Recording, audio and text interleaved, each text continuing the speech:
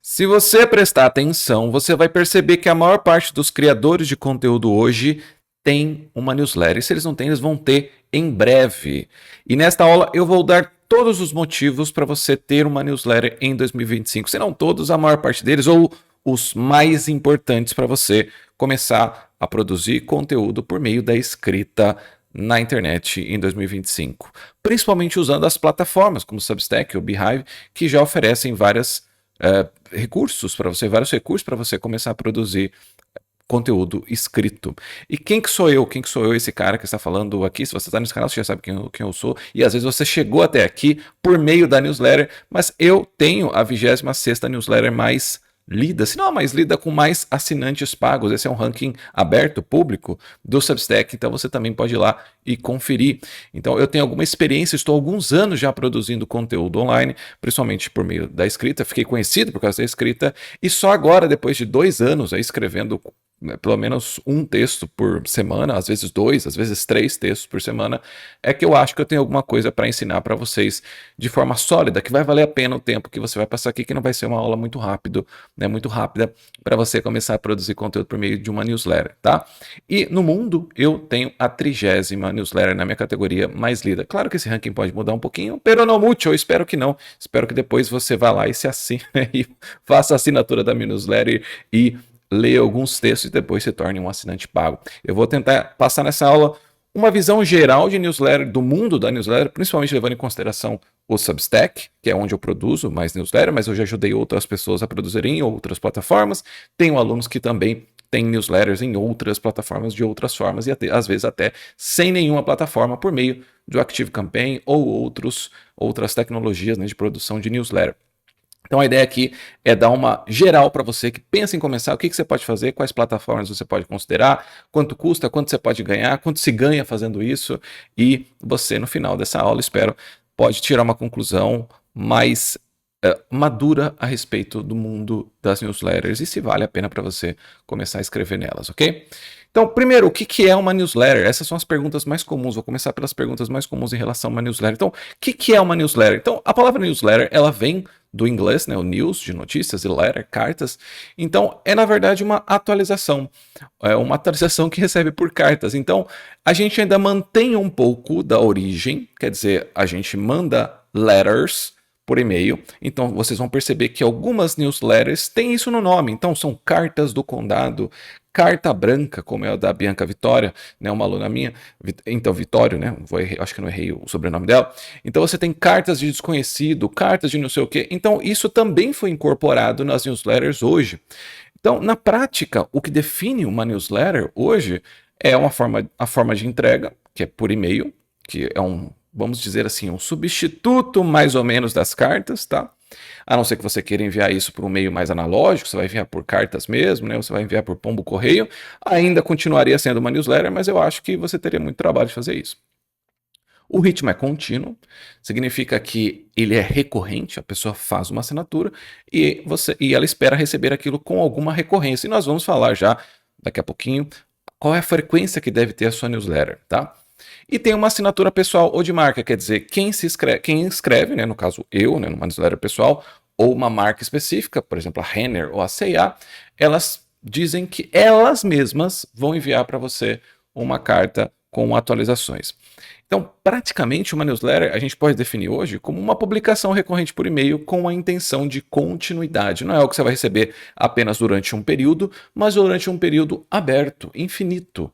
Então, se você começa ou quer começar a produzir uma newsletter, você já tem que pensar nisso, quer dizer, você quer escrever sobre um assunto, sobre um tema amplo bastante, para que você continue mandando atualizações para as pessoas por muito tempo, por anos. Né? Como eu falei, estou há mais de 2 anos já escrevendo.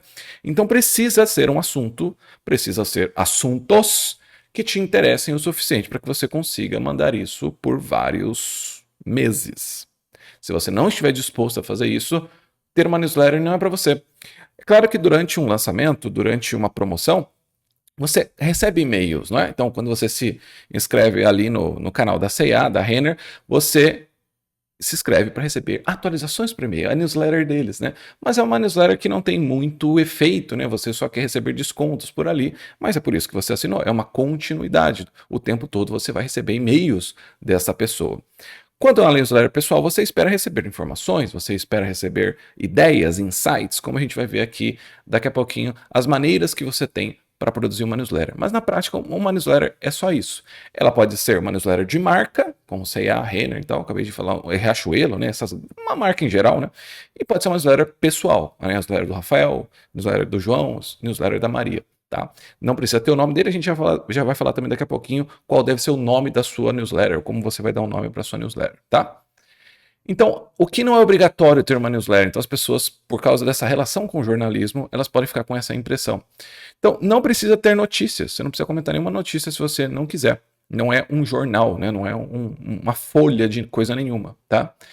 Não precisa ser impessoal ou neutra. E não precisa seguir um formato único, quer dizer, ela não precisa ter um formato específico naquilo, porque não é de fato o conteúdo que define uma newsletter, mas o contexto. E o contexto é exatamente isso que eu acabei de falar. É uma publicação recorrente que você vai receber por e-mail. É isso, tá? Essa é a maneira mais simples de você entender uma newsletter, né? Então, aqui você pode perceber que existe uma fusão ali de vários termos, né? Então tem jornal e curadoria, então a sua newsletter pode ser um resumo de novidades, pode ser atualizações desse nicho, então às vezes você vai se inscrever nessa newsletter porque você quer receber atualizações de um nicho, digamos, de inteligência artificial. Eu comecei dessa maneira, a minha primeira newsletter é uma newsletter de inteligência artificial, então eu mandava notícias ali para as pessoas, tá? Eu toda semana mandava uma newsletter que chamava História do Futuro e a pessoa recebia aquilo por e-mail. Pode ser um blog pessoal, quer dizer, textos opinativos, ensaios, experiência de vida, que está mais próximo do que eu faço hoje. A carta, que é uma escrita mais íntima, reflexiva, né, um tom de conversa com o leitor. Então, como eu falei, isso tem origens no jornalismo, origens, enfim, em outros gêneros, como a carta, enfim, como o próprio nome. Pode ser um canal de marketing específico, que é só notícias, não é só descontos, às vezes é alguma análise, né, algum tipo de conteúdo educativo para você fazer alguma venda, enfim, né, esse tipo de situação. Então perceba que é diferente de você se inscrever no e-mail para receber atualizações a respeito de um evento. Vai ter um evento tal na sua cidade, você se inscreve lá para se manter atualizado, né? A gente vai mandar essas comunicações por e-mail. Isso não é uma newsletter. Não é uma newsletter, tá? Então, diário de bordo, então digamos, é uma newsletter que é um tipo de newsletter que tenta reproduzir, né, bastidores, é a construção de algo, documentar a sua jornada, como vai ter um vídeo mais para frente nesse canal sobre isso, né? Ou é um texto de ideias, insights, a gente vai falar um pouco dessa newsletter, que é o Tira do Papel, é uma newsletter muito grande, que é basicamente isso, é uma newsletter de ideias e insights que a pessoa teve ao longo da semana. Então, eu posso dizer para você que a maior parte das newsletters hoje, elas são um misto disso. É um misto de blog por e-mail. É uma pessoa escrevendo para uma certa audiência por e-mail. Lá fora, você tem vários autores, vários jornalistas que foram para o Substack, por exemplo, e criaram ali negócios, inclusive, muito lucrativos no ramo da newsletter. Mas no Brasil, a gente não tem tantos exemplos assim. Alguns jornais, como o do Ernesto Lacombe, até chegou aí para o Substack, mas eu acho que eles não estão mais lá, ou pelo menos eles não atualizam mais por lá. Mas o jornalismo independente, por exemplo, nos Estados Unidos é muito forte. No Brasil não pegou muito. Então até as pessoas que mais têm assinantes no Substack, que é uma plataforma de newsletter, espero que isso tenha ficado claro, elas são jornalistas ou têm algum tipo de relação com o jornalismo. Tá? Então, comece a notar o tipo de gente, o tipo de contexto que sua newsletter pode ter caso você vá para o Substack. Tá? Por que então ter uma newsletter em 2025, agora que você entendeu, né, o que é uma newsletter? Bom, a primeira coisa é que uma newsletter, independentemente se ela vai dar dinheiro ou não para você, é que ela dá mais clareza de pensamento, além de dar mais autoridade. Deixa eu explicar. Significa assim, quando você é obrigado, ou você se obriga, na verdade, porque ninguém está te obrigando a ter uma newsletter, você se obriga a escrever de uma maneira inteligente para uma audiência que você supõe que é inteligente também, isso te força a organizar os seus pensamentos e as suas ideias de uma maneira que é muito difícil de você fazer de outra forma. Pensa só, até a maneira como eu tento ensinar aqui no YouTube, falando Eu tento fazer o meu melhor aqui, estou aprendendo ainda a fazer isso. Mas eu tenho certeza que não é tão organizado e tão claro e tão legal e tão bonito quanto a maneira como eu escrevo. Porque é muito mais fácil falar. Para mim, por exemplo, é muito mais fácil falar e dar aulas do que escrever. E escrever exige uma disciplina do pensamento. E é por isso que escrever é tão difícil. E é por isso que quem escreve bem tem uma certa autoridade sobre o assunto, porque todo mundo sabe quão difícil é escrever sobre um tema de uma maneira profunda, e quando você consegue fazer isso, você se torna uma pessoa com autoridade. A pessoa olha para você e diz assim: esse cara sabe do que ele está falando. Não importa nem se as pessoas vão ler o seu texto inteiro, até se elas vão ler o seu texto. Mas o fato de você ser capaz de escrever sobre esse assunto, não com inteligência artificial, né? Faça 50 páginas sobre isso, mas você mesmo, diz muito sobre você, sobre o que você é capaz de fazer. Então, um exercício que eu sempre passo para as pessoas é: se você não é capaz de escrever 10 páginas sobre o assunto, ninguém deveria te escutar. Então, com isso, é claro que é um exagero nesse sentido, né? Não precisa ser 10, pode ser 9, pode ser 6, mas o que eu quero dizer é: se você não é capaz de escrever de maneira longa sobre um assunto, você provavelmente não domina esse assunto. A gente pode ver isso na própria história das faculdades. Quer dizer, no final você precisa produzir uma monografia de 40 ou 90 páginas, um tipo de dissertação de mestrado de 150 páginas, uma tese de doutorado de 200 páginas, enfim. Exige que você publique algo que prove algumas coisas, que demonstre algumas habilidades. Não se aquilo vai ser usado, se aquilo vai virar alguma coisa útil. Não é esse o propósito, tá? O propósito é que você seja capaz de defender um ponto de vista com começo, meio e fim. Antes de você entrar na faculdade, nós temos a prova do Enem, que é, na verdade, um jeito de avaliar se você consegue defender uma ideia com começo, meio e fim também. Só que agora em 20 ou 30 linhas, eu não lembro exatamente quantas linhas são, mas eu acho que são 20 e pouquinhas linhas. Então, se você é incapaz de defender um ponto de vista com ordem, né, com começo, meio e fim, com lógica, com argumentação, em 30 páginas, percebe que as pessoas não deveriam mesmo assinar para receber notícias suas? Porque elas vão perder tempo com aquilo que você tem para dizer. E daí, se você é uma pessoa insegura, agora você está falando: então já era, não é para mim, né? Mas a gente já vai chegar lá e existem maneiras de você fazer isso. Então, o que eu quero dizer é: você não deve desanimar só porque você não se vê agora escrevendo 10 páginas. Você nem tentou ainda, caramba, né? Você vai tentar escrever uma, depois duas, depois três e tal, e a partir, né, ao longo do tempo, você vai perceber que essa autoridade, esse respeito por si mesmo, que na verdade é um respeito também pelo tempo do leitor, ele vai surgir, tá? Então essa, né, é o primeiro motivo para você escrever uma newsletter.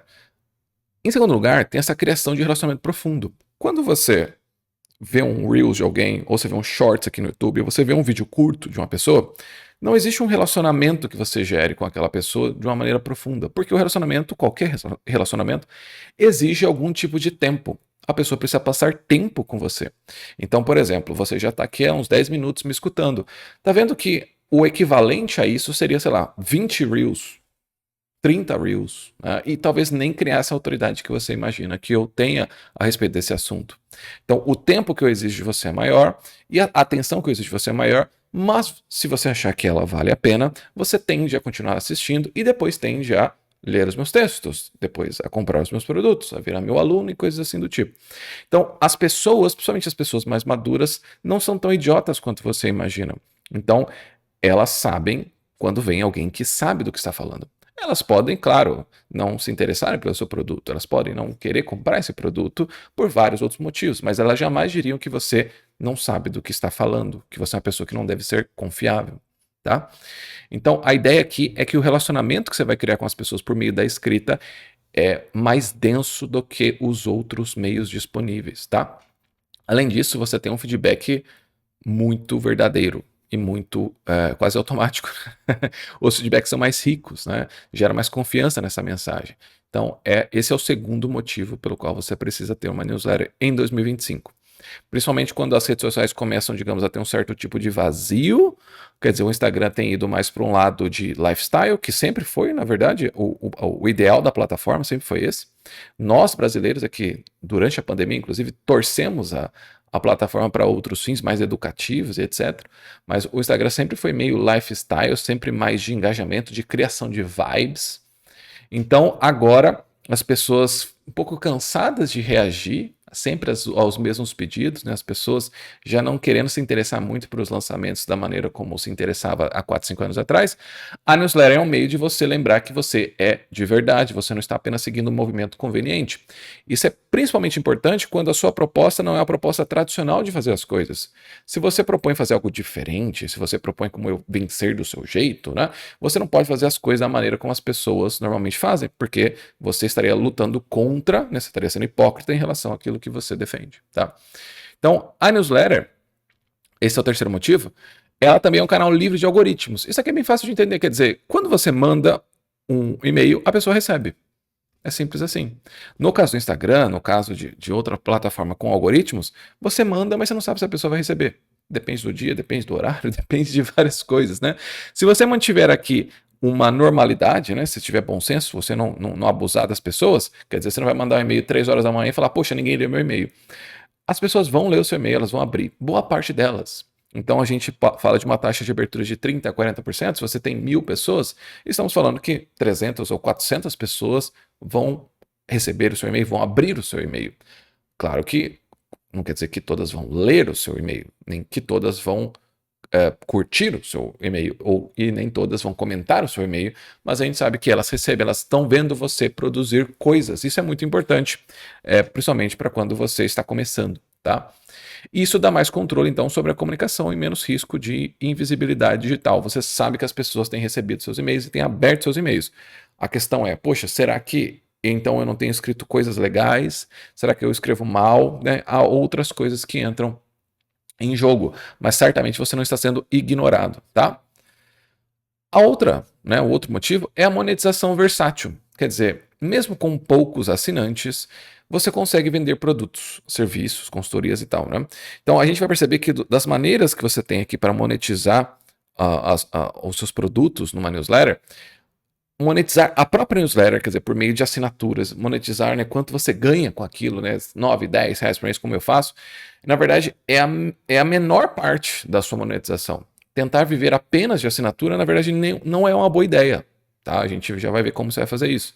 Mas a questão é que também dá para fazer isso. Então ela é bem versátil, né? Você pode, por exemplo, ter poucos assinantes, você tem 200, 300, e é o suficiente para você ter clientes, para você ter vender seus cursos, para você vender suas mentorias, eu sei lá, né? Aquilo que você quer vender. Então é muito importante. Às vezes, o objetivo da sua newsletter simplesmente vou começar a publicar essas coisas porque eu quero escrever um livro. Né? Alguma coisa assim do tipo, eu quero ter algo que responda uma dúvida que sempre me fazem na minha equipe, no meu trabalho, enfim, e eu queria ter um documento ali público para as pessoas também comentarem e me ajudarem a construir essa linha de raciocínio. Às vezes é só isso, tá? Então depende muito do seu objetivo, mas o que eu quero dizer é, você raramente vai se arrepender por ter uma newsletter. Raramente, tá? Assim, nossa, eu escrevi minha newsletter por 2, 3 anos e nunca ganhei um centavo. Cara, mas o que você ganhou, digamos, em termos intelectuais ou em termos de audiência? Pra falar a verdade, eu nunca vi alguém ficar tanto tempo assim e nunca ganhar nada com a newsletter. Honestamente, eu nunca vi alguém ficar 2 ou 3 anos escrevendo e não fazer, e não ganhar nada, tá? É muito comum, inclusive, que dentro de 6 meses a pessoa já comece a ganhar alguma coisa, tá? É que precisa ter uma certa constância, como a gente vai falar daqui a pouquinho, tá? Então, esse é um outro motivo. Há muitas formas de você monetizar. Por exemplo, no Instagram tem como você monetizar a visualização. Tá? É assim, como que você monetiza no Instagram? Pensa só, como que você ganha dinheiro lá? Há poucas maneiras de você ganhar com a própria plataforma. Com o newsletter, e a própria plataforma te dá dinheiro. Inclusive, o e-mail te dá dinheiro. Né? O e-mail, a pessoa paga para receber o e-mail. É como se a pessoa pagasse para receber conteúdo no Instagram. Tá? Você pode fazer isso com o perfil fechado, existem e-mails e tudo mais, mas a newsletter ainda é melhor. E tem uma outra coisa, inclusive.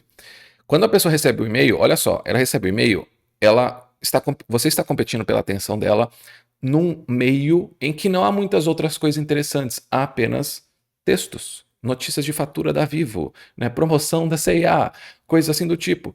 Não, e o seu e-mail está lá, um e-mail com ideia.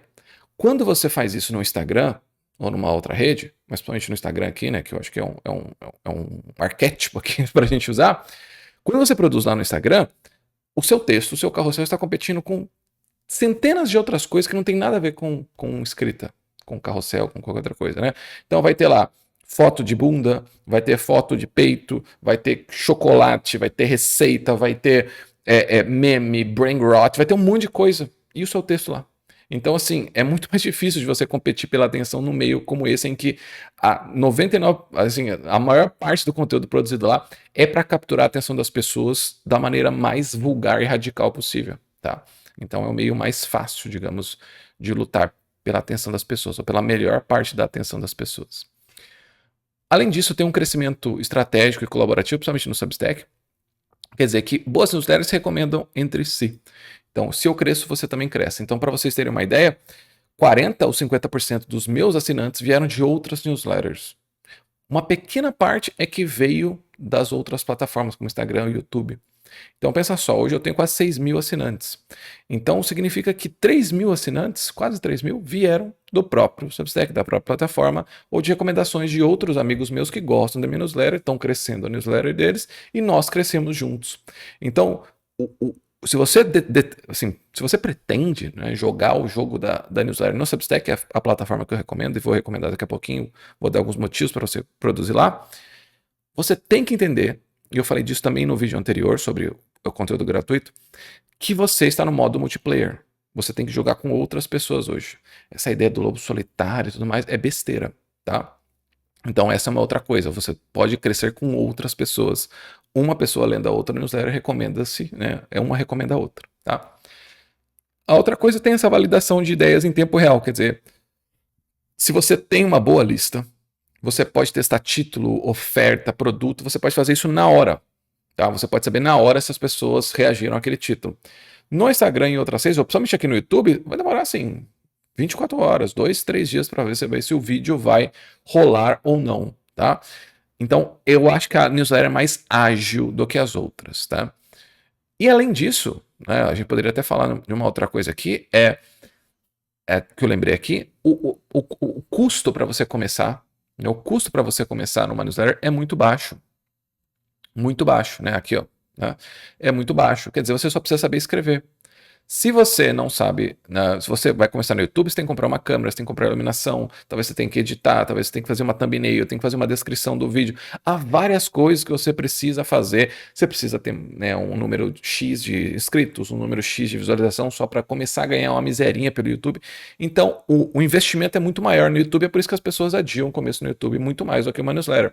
Uma newsletter, se você tem uma baita newsletter, talvez você nem precise tanto assim de outras ferramentas. O YouTube, assim como, né, para mim é assim, é mais para você ter mais distribuição, encontrar mais pessoas de outras formas, tá? Aqui pela forma de vídeo, você vê o vídeo que é mais fácil, né, um esforço menor do que ler um texto meu, e daí você vai lá e lê um texto meu, fala, poxa, que legal, né, tem mais coisas aqui, né?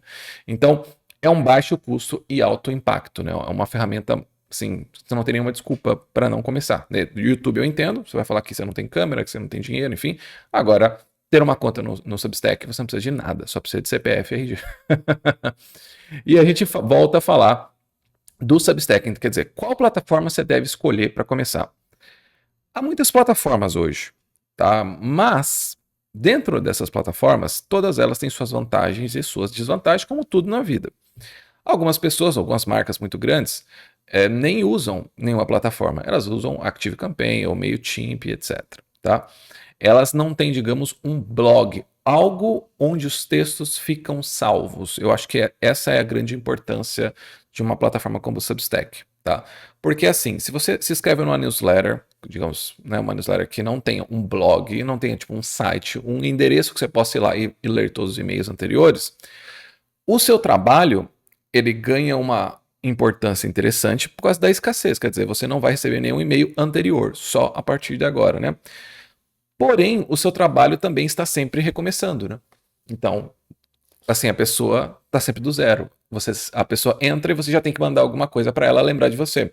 Então você faz um compromisso de ter uma constância maior naquilo, de mandar todos os dias, por exemplo, uns e-mails. Já tem uma sequência pronta, né? Isso que normalmente as pessoas fazem. Elas fazem uma sequência que quando você se inscreve na newsletter, a pessoa começa a receber aquela sequência para lembrar de você, ou para você fazer alguma oferta, para você, enfim, levar a pessoa para outro lugar, uma coisa assim, tá? No Substack não tem essa possibilidade de você mandar uma automação por e-mail, pelo menos não ainda.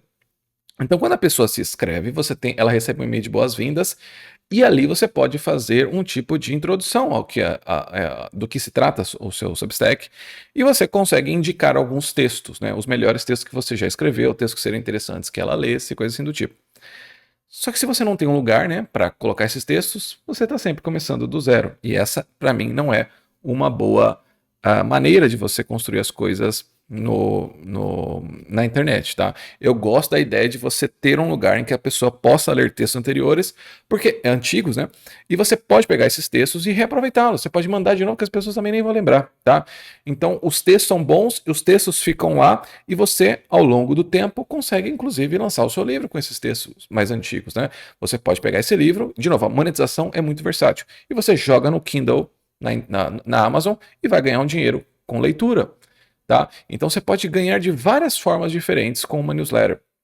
Então, o jeito que eu acho, né, que funciona melhor para quem tem uma inclinação mais intelectual e quer escrever sobre temas intelectuais, é ver o Substack como a construção do seu livro, como um livro que você pretende lançar em breve. Né? Você vai escrever o livro em público e vai ver quais textos ressoam melhor com a audiência vai dizer para você para qual caminho ali, para qual lugar elas gostam de ir, quais temas elas acharam mais interessantes, e você já sai dali com um material bem específico, bem adequado, digamos assim, validado, como o pessoal do marketing gosta de falar, na hora de lançar o seu livro, tá? Porque o seu livro, em última análise, você quer que ele seja lido. Não quer dizer que você vai ter que ficar ouvindo as pessoas para tudo que você vai fazer. Há muitos textos que eu escrevi que ninguém pediu e as pessoas amaram depois, tá?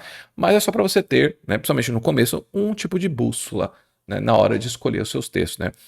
E, de novo, se você não tem esses textos salvos em nenhum lugar, significa que você está o tempo todo começando. Tem o elemento da escassez, mas não tem um lugar para onde você possa mandar as pessoas para que elas leiam o seu material anterior. Elas não sabem o quanto você já fez, tá?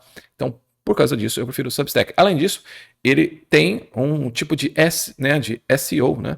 Então, se você, por exemplo, colocar no Google agora Howard Gossage, você vai ver que o meu texto vai aparecer aí logo na primeira página, na terceira ou quarta posição. Então, se você pega um tema interessante, você começa a aparecer de outras formas diferentes, tá? Eu acho a melhor plataforma nesse sentido. Você pode ir para o Beehive, eu acho que é assim que fala, né? a pronúncia, né? Você pode ir para o Beehive, mas o Beehive ele tem até uma funcionalidade muito parecida com a ActiveCampaign. Para quem trabalha com marketing sabe que é uma ferramenta cara, muito boa, mas cara. Eu acho que vai ficar mais ou menos a mesma coisa, e ele tem automações.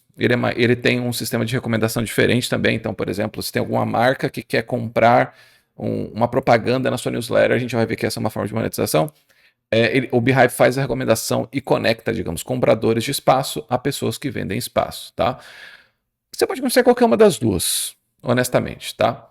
Mas a minha sugestão é que você não complique e você só tem uma semana para decidir qual plataforma você vai escolher.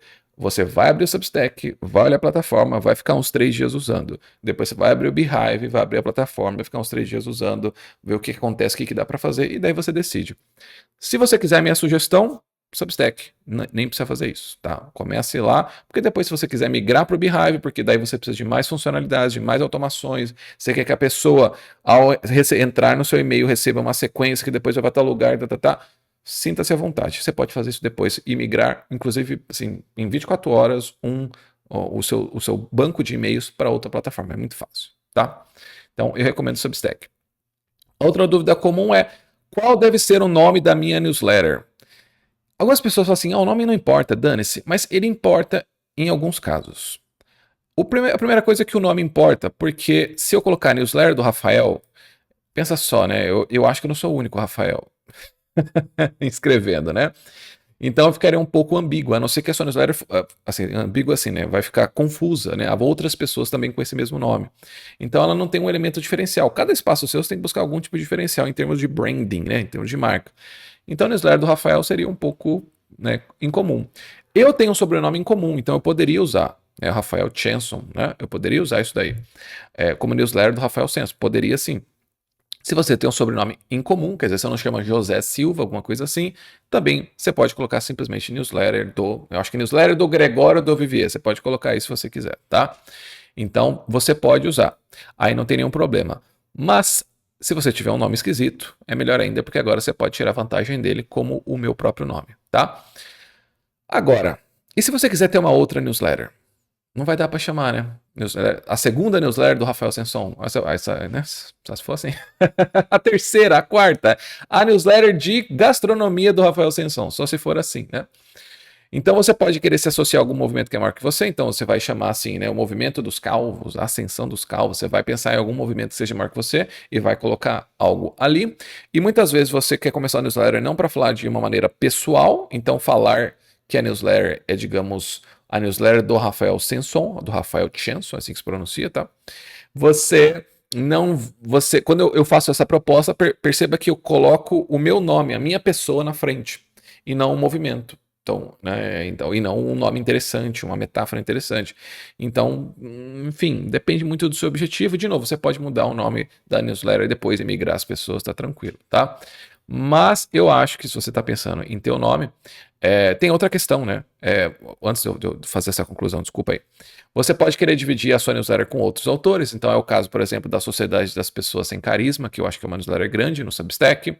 Então, vários autores publicam ali. Então, você pode querer fazer uma newsletter em dupla, por exemplo. Não tem por que não. A gente tem o Clube da Escrita, que é uma newsletter coletiva também.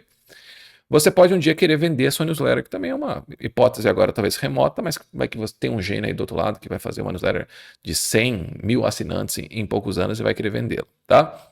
Então a questão é, eu acho que você tem que se preocupar com o nome sim, mas não muito. É coisa de uma semana. Se você demorou mais de uma semana para descobrir o seu nome, vai com o seu nome pessoal mesmo e depois você muda, tá? Esse é o tipo de coisa que tem pouca importância no começo, tá? Tem pouca importância. Se você tiver um nome legal, bote esse nome legal. Se não tem, vai com o seu mesmo, tá? O nome legal, é claro que se você, né, for bem honesto comigo, você vai falar, Rafael, se eu tivesse um nome legal, eu já tinha colocado. É que o nome que eu acho não é muito legal. Vai com esse nome mesmo. Se ele for ridículo, se ele for, né? As pessoas vão dizer. E aí você muda, tá? Agora, pensa que o nome em si mesmo, ele não vai ter muito valor. A não ser que seja um nome muito cretino, assim, não vai ter muito valor. Por exemplo, a banda Korn, em inglês, né? A banda de new metal, Korn, é milho. Banda milho. Então, tá vendo assim que é. Soa assim para os americanos, né? Então, tá vendo que é uma banda com nome ridículo, com nome comum, banda feijão, banda arroz, né? E que tem um apelo. Depende ao que você vai se associar, que tipo de conteúdo você vai trazer, e daí ela vai ter um significado diferente. A sua newsletter, não o milho, tá? Então, não fique muito bolado com o nome, leve isso em consideração, mas uma semana é um prazo mais do que necessário para você fazer isso, né? Então, algumas dicas aqui, né? Você pode usar o seu nome, né, às vezes como subtítulo, então poderia ser cartas do Sanson, do Chanson, né? Ou notas do Rafael, poderia ser assim. Você pode, né, combinar de uma maneira muito simples, se for o caso. O nome com uma promessa implícita, né? Então, por exemplo, persuasão tranquila, narrativas que vendem, atenção e desejo. Você pode pensar no nome que tem um tipo de promessa. Do que você fala? Eu falo de maneiras de persuadir as pessoas de forma tranquila. Eu falo de narrativas que venderam bem. Eu falo sobre atenção, como gerar atenção e desejo. Tá vendo? Tem uma promessa implícita na newsletter, tá? Você pode ter um humor sério ou crítico, né? Que é mais ou menos quando você tem um tipo de, né? Você é uma pessoa irônica, né? Ou sarcástica. Então, por exemplo, manual de sobrevivência simbólica, contra o algoritmo, notícias de lugar nenhum. Então, são newsletters que existem, já tem esses nomes. E você pode usá-las. Tá vendo que é um nome um pouco que a gente não sabe muito bem do que é, mas é um nome interessante, chama a atenção, tá? Você também não precisa ter nenhum, não precisa ser nenhum nome genial, tá? Provavelmente você não vai encontrar um nome genial no começo, principalmente nessa semana. Se você já tiver um negócio, se você já tem um movimento, se você já tem uma ideia, você usa esse nome. Um jeito de você pensar também é qual é o conceito da sua newsletter. Então, assim, para decidir o nome, talvez você tenha dificuldade em decidir o nome se você não souber qual que é o conceito dela. Então, como que você define o seu conceito? Existem 3 conceitos de newsletter básico. O primeiro tipo, se você analisar o ranking do Substack, eu entrei nos primeiros 50, assim, tá? Você tem um tipo de newsletter em que você quer explorar alguns temas de forma incomum ou revelar o familiar de forma inédita. Uma newsletter que faz isso, né, algumas newsletters que fazem isso, é a Não Prometo Nada. Então, olha só, uma newsletter sobre os nadas que a gente precisa lidar todos os dias. Então, é uma das maiores newsletters do Substack, acho que é a terceira. E o objetivo dela é falar de coisas familiares de uma maneira incomum, de uma maneira, né? É bem o tipo brasileiro de crônica, que é dar, né? A crônica é mais ou menos isso, né? É dar às coisas pequenas da vida uma importância passageira. A outra, que é da Gaia, né? Então tá todo mundo tentando. Ela já tem um conceito muito mais claro, inclusive virou livro, tá? Só para dar esse exemplo, né? Que eu falei, né? De newsletter que viram livros, né? Essa virou livro, né? Tá todo mundo tentando. Ela tem vários textos que assim, tá todo mundo tentando sair à noite, tá todo mundo tentando, tá. Ela tem um conceito muito claro na newsletter. Ela não fala só disso, ela não escreve apenas disso, mas boa parte da newsletter gira em torno dessas coisas, né? De coisas que, né, ações, né, do cotidiano familiares que as pessoas estão tentando. A Ana Sui, que é o Substack pessoal, a Ana Sui já é uma pessoa muito grande fora do Substack. A gente vai falar disso, né, de pessoas que trouxeram audiência de fora do Substack para dentro do Substack. Mas a Ana Sui fala sobre psicologia, fala sobre alguns temas, ela explora temas, né, da psicologia, principalmente a partir de Freud ali, Lacan, né, da psicanálise como um todo, né, analisando coisas comuns. Né? E você tem o Pedro Sete Câmara, que traz a teoria do René Girard para falar de cultura e literatura. Então, tá vendo que aqui são duas newsletters que tentam ir para um caminho de abrir novas fronteiras ou de explorar coisas familiares. Então, a gente chama de simplesmente um novo território mental. É esse tipo.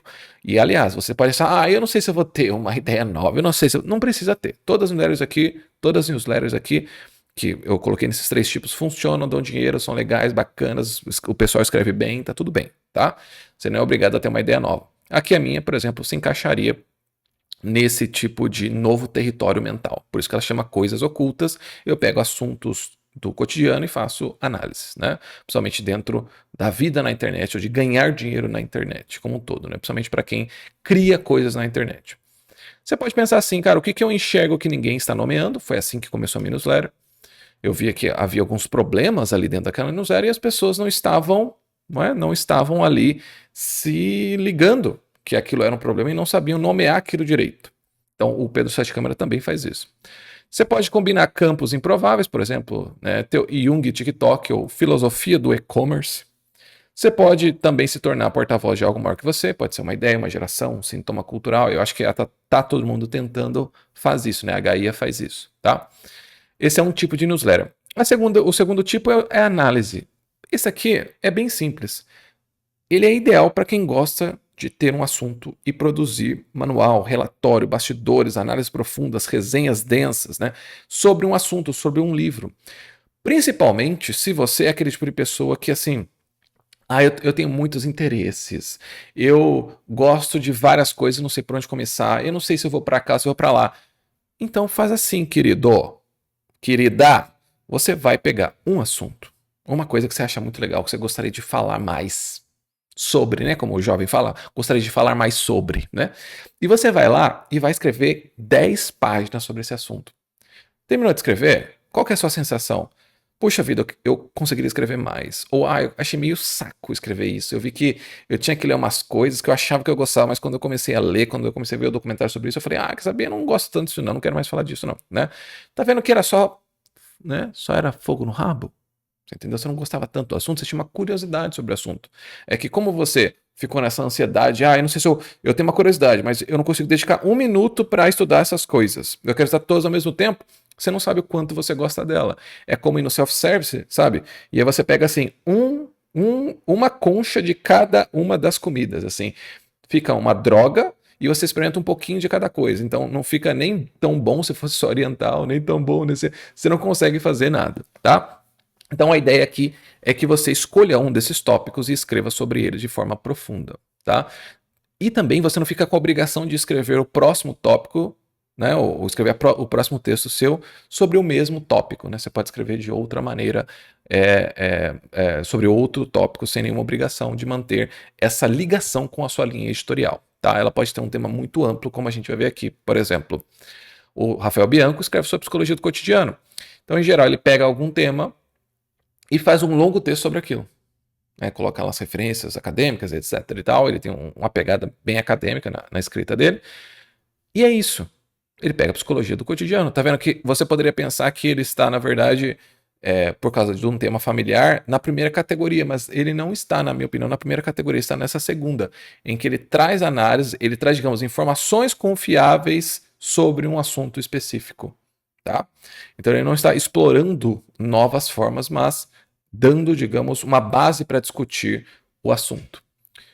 O segundo tipo, e aqui também o Raul Martins, por exemplo, né, o meu amigo Raul Martins, então ele escreve sobre clássicos. Ele quer transformar os clássicos de uma maneira acessível para um público que não tem muita intimidade com a literatura, nunca estudou crítica literária, nunca estudou história da literatura, etc. Quer entender mais do que se trata, né, esse negócio de leitura dos clássicos. Então a pessoa quer aprender a ler mais e ampliar o repertório cultural dela.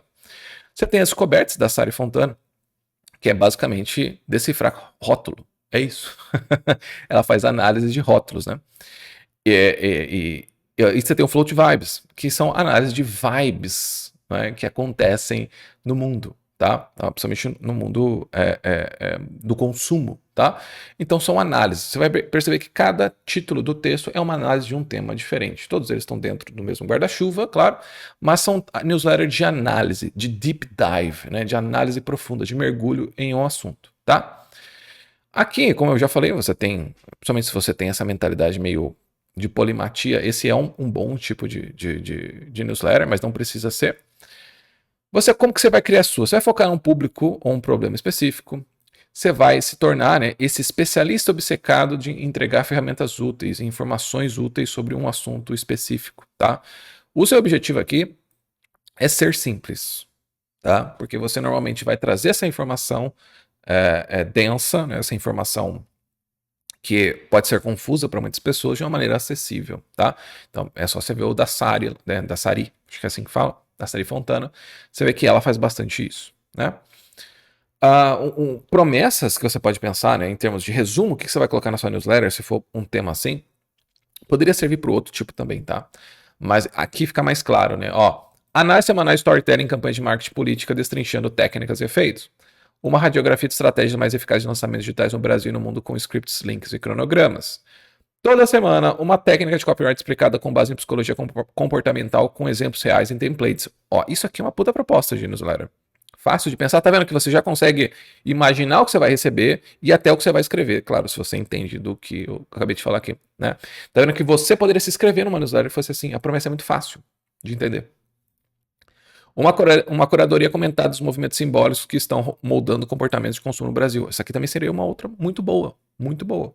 Então, esse tipo de análise de newsletter é muito boa para quem, de novo, gosta de um assunto e quer fazer mergulhos, né, quer fazer análise desses assuntos de uma maneira profunda, sem manter uma certa narrativa coerente entre um assunto e outro. Quer dizer, você gosta de várias coisas em relação a copyright e psicologia, mas você não quer manter assim, uma sequência lógica, né? Eu vou falar de headlines, depois eu vou falar de sub-headlines, depois eu vou falar de escrever o primeiro parágrafo, você não precisa manter esse tipo de coerência, tá? Até seria meio chato. O terceiro tipo é uma nova mídia, que é basicamente uma newsletter que poderia ser um jornal, poderia ser uma coluna, poderia ser um site. No fundo, ela age como um tipo de jornalismo independente, como eu falei, de uma coisa que se fosse no mundo 10, 15 anos atrás, essa pessoa teria uma coluna, ela teria uma revista, e muitas vezes ela está buscando substituir uma opção tradicional. Quer dizer, na mídia as pessoas estão falando muito mal desse assunto. Então, eu acho que um exemplo aqui é da gastronomia, quer dizer, se você vai hoje buscar algum tipo de comentário sobre comida, normalmente é esse restaurante em São Paulo tem o melhor rodízio. É só isso, né? É só promoção e coisas assim, né? Não tem ninguém fazendo críticas gastronômicas. Tem o crítico anti-gourmet, acho que tem outras pessoas também, mas a maior parte da crítica gastronômica hoje não é crítica gastronômica, né? Ou é recomendação ou é receita. Né? E tá tudo bem, claro, mas assim, existem pessoas que gostariam de ver alguma crítica, saber como que eu sei que esse negócio é bom, tá? Então, com vinhos é a mesma coisa. Então, você traz aquilo que existiria numa mídia tradicional para dentro da sua newsletter. Você vê como aquilo como uma revista, tá? Algumas pessoas que fazem isso, então tem a Larissa Kobiri, que ela tem 2 newsletters, né? Então a jovem senhora principalmente faz isso. Você tem o Bunker do Jill, que é a segunda newsletter do Brasil, né? Com mais assinantes, tem mais de 1.000 assinantes. Então aí a assinatura mensal dele é R$9, então você já pode fazer as contas aí, né? Mas tem as anuais, então, enfim, você pode esperar muito mais. Bits to Brands, que é tudo que importa na evolução das marcas. Então percebam que aqui, se você entrar lá, você vai perceber que é isso, né? Inclusive virou uma revista. Se eu não me engano, a Bits to Brands virou uma revista, tá? Você tem a Ale Garatoni, que também é uma escritora monstruosa, assim, né? Ela já tem as newsletters, elas são uma das maiores também do Substack. Tem muita experiência fazendo isso já. E aqui essa newsletter, tá vendo? Amo 40 mais. Então, é bem específica. Percebe? Você consegue imaginar isso como um programa de TV? Como uma coluna de revista? Ela entende muito, né, de editoriação, né? Então, aqui você percebe que é um tipo de newsletter que poderia existir facilmente fora dela. Então, a ideia aqui, enquanto essas newsletters do tipo 1, por exemplo, que nem a minha, seria tipo uma coluna, talvez, num jornal de cultura, uma coisa assim. E essas aqui seriam mais relatórios, análises, né? Talvez, enfim, né? A gente poderia pensar numa coisa assim.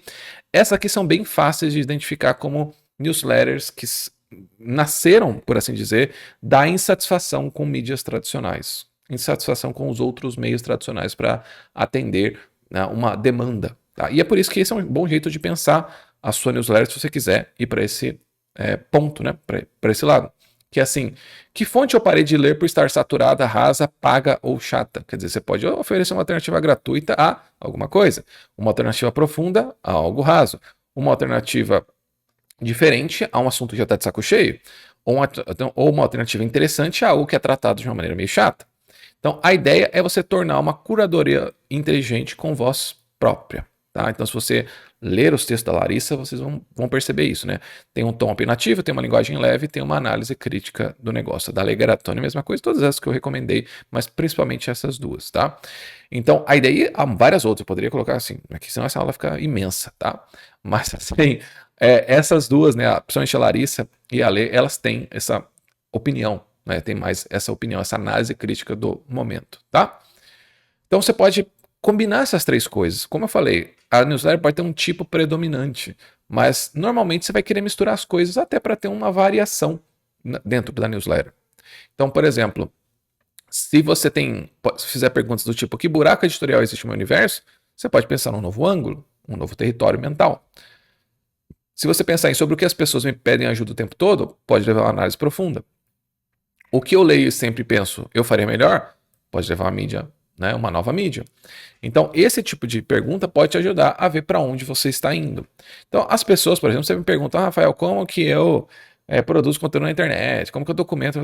Então, eu já sei que esse é um tipo de coisa que, quando a dúvida começa a surgir com muita frequência, que eu devo escrever um texto longo sobre isso, porque daí toda vez que a pessoa falar sobre essa coisa, me perguntar, eu vou ter um texto para mandar. E eu não vou precisar responder aquilo, né? Então, por exemplo, a IA vai substituir os copywriters? Ai, me perguntaram tanto isso daí, que eu peguei e falei, vou escrever um longo texto sobre isso, e agora é isso, tem um futuro copyright, você pode ir lá, pagar e ler, se você quiser, se você realmente está preocupado. Do contrário, você não está preocupado, né? R$9 para ler um texto e você não quer ler, então fica tranquilo, você já foi substituído, você só não sabe ainda. Então, devemos sempre ser fiéis à linha editorial ou podemos fugir? Essa é outra pergunta. Então você foi lá, criou o contexto, deu um nome legal, e aí chega uma hora que você fica meio de saco cheio de escrever as mesmas coisas, né? Usar o mesmo modelo de pensamento, né? Assim, você que nem no meu caso, eu fico cansado de escrever às vezes textos longos, né? E eu não me coloco para escrever textos longos de propósito, tá? Eu começo a escrever e falo, cara, esse assunto vai ficar muito grande. Ou, por exemplo, é uma dúvida que eu sei que se eu responder essa dúvida, a pessoa vai pedir para eu responder uma outra dúvida. Então eu já quero responder todas uma coisa só. Como eu fiz aqui com a newsletter. Eu não poderia ter feito assim um vídeo só sobre nome, um vídeo só sobre conceito, eu poderia ter feito isso. 30 vídeos e 15 minutos, tá? Mas eu não sou assim. Então, e o que eu faço? Eu exijo da pessoa que ela veja por mais tempo o vídeo, tá? Porque eu não gosto de postar todo dia alguma coisinha. Então, devemos sempre ser fiéis à linha editorial? Podemos fugir, vamos responder lá. Quando faz sentido sair, né, da sua linha editorial? Faz sentido quando você vai reagir a algo do momento, né, que já tenha todo esse movimento. Então, por exemplo, do bebê reborn, se você tem alguma coisa interessante para falar sobre esse assunto, é legal. Então, digamos, você trabalha com marketing. Como que o bebê reborn ficou tão famoso? É uma pergunta que eu faço. Uma pergunta que eu faço. Como o perfume se tornou um negócio tão cool? Por que tem tanto homem se interessando por perfume hoje? Quem que começou isso? De onde veio? Tá vendo que essa é uma pergunta que levaria a uma análise. Eu não falo disso exatamente na minha newsletter, mas eu poderia usar isso como uma análise. Fazer um mergulho na história dos homens que amam perfumes. Né? Eu estou escrevendo uma sobre o macho alfa, né? De onde veio a ideia do macho alfa, né? Mas tá vendo que é algo que não tá bem no momento agora, quer dizer, não tá na grande mídia, mas tá sempre por aí. É um assunto que sempre surge, tá? Para experimentar novos formatos e ver se a audiência responde. Então, por exemplo, se você escreve textos longos, você escreve textos curtos, se você escreve textos... Se você nunca, por exemplo, que nem eu, fez recomendações, eu nunca escrevi uma newsletter de recomendação cultural. né? Coisas legais que eu li nessa semana, links bons, né? Links do Sem Som, né? Eu nunca fiz isso. E eu sei que daria certo se eu fizesse um negócio assim. Eu só preciso me organizar para fazer. Mas esse é um formato que eu vou testar, tá? Então, tá vendo que você também pode testar. É legal ter uns dois tipos de formatos de newsletter para você testar. Porque as análises ou os textos de opinião, eles sugam muito a nossa energia. Então, você precisa ter um formato mais leve, mais fácil para você fazer. Para quebrar a expectativa, né? Quer dizer, você vai fazer um negócio bem diferentão, enfim, por algum motivo aí. Então é necessário, né, você sair da sua linha editorial de vez em quando. Principalmente para isso aqui. Ó. Às vezes, você não vai querer reagir porque tá todo mundo falando sobre isso. Bom, beleza, mas a questão não é essa. A questão é você tem algo interessante para falar que poucas pessoas estão comentando? Porque daí você deve fazer isso, se você tem algo interessante para falar, tá? Então, você não vai reagir simplesmente porque está no hype. É porque você realmente tem algo interessante para falar e esse assunto surgiu ou ressurgiu agora. Então, é mais ou menos aí que o negócio funciona. E aí, outra coisa que as pessoas perguntam, antes da gente falar de monetização, é assim, é possível ter uma audiência que pede por infoprodutos?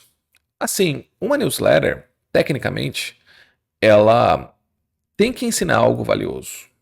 Ela tem que repetir alguns temas. E ela tem que mostrar que é uma profundidade naquilo. Quer dizer, de alguma maneira, você não vai conseguir falar tudo o que você tem para falar numa newsletter.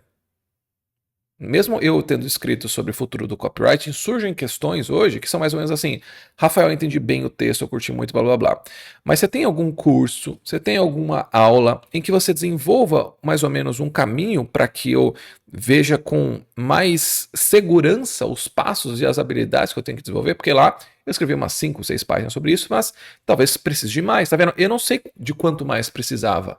Eu deixei as pessoas lerem e daí elas me dizem. E elas estão me dizendo que sim. Então eu vou pensar em fazer um tipo de curso, um tipo de treinamento que seja, torne-se um marqueteiro à prova de IA, né? Alguma coisa, não com esse nome, né? Mas alguma coisa assim. É as habilidades que mais contam, algo nesse sentido, tá? Então, se você começar a falar de um assunto, naturalmente as pessoas começam a pensar assim, cara, se isso aqui está no gratuito, imagina o curso, imagina como deve ser o curso. Então imagina, se eu estou dando essa aula para você no YouTube de 1 hora já quase, né? Gratuitamente, o que você deve esperar no meu curso pago? Você acha que eu sou burro? Você entendeu? Você acha que eu vou entregar o pior conteúdo gratuito, né? Então eu vivo ainda dessas coisas. Então é natural que a pessoa comece a pensar isso. A questão é que você não pode ficar de migué, você não pode ficar de miserinha, né, querendo não dizer as coisas, porque isso é apenas no conteúdo pago e aqui você só vai fazer um trailer do negócio, tá? Aqui eu realmente estou falando tudo que eu sei para você começar, mas evidentemente isso não é tudo. Se você quer aprender, por exemplo, a escrever essas coisas, se você quer aprender a criar os seus infoprodutos que a sua audiência vai pedir, você vai ter que entrar no Copycat ou em outro curso de marketing que você quiser. Mas se você quiser aprender isso comigo, você vai ter que entrar nos outros produtos. É porque se eu colocar isso aqui, vai ter 10 horas, 15 horas de aula. Eu sei que algumas pessoas não reclamariam, mas não é assim que funciona. E é importante você lembrar, se a gente começar a falar de monetização, e eu deixei isso mais para o final, para só as pessoas que quiserem realmente levar isso a sério assistirem, é que você não pode acostumar as pessoas a não pagarem pelos seus produtos, tá? Você não pode acostumar as pessoas a fazerem isso. Você precisa acostumar as pessoas a terem que pagar algo para você na hora de você oferecer algo para elas, né? Assim, peraí que eu vou refazer essa frase que não ficou boa, né?